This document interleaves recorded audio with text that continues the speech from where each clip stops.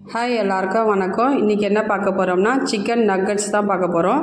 ஒரு மிக்ஸி ஜாரில் அதை நல்லா அரைச்சி எடுத்துக்கிறேன். அது 200 கிராம் சிக்கன் இருக்கும். நல்லா அரைச்சி எடுத்து ஒரு பாத்திரத்தில் வச்சுக்கலாம்.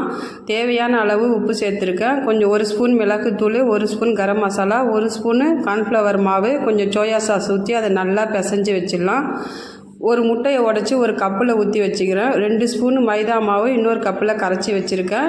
பிரெட் கிராம்ஸ் இருக்குது, அதை நல்லா வச்சுருக்கேன். ஒரு தட்டில் ஷேப் பண்ணி வச்சுருக்க சிக்கனை அந்த முட்டையில் டிப் பண்ணி மைதா மாவில் டிப் பண்ணி பிரெட் கிராம்ஸில் பரட்டிட்டு அதை எல்லாத்தையும் ஒரு தட்டில் நம்ம வச்சுக்கலாம். அதுக்கப்புறம் ஒரு பேனில் எண்ணெய் ஊற்றி ஒன்றா போட்டு நம்ம அதை பொரித்து எடுத்துக்கலாம்.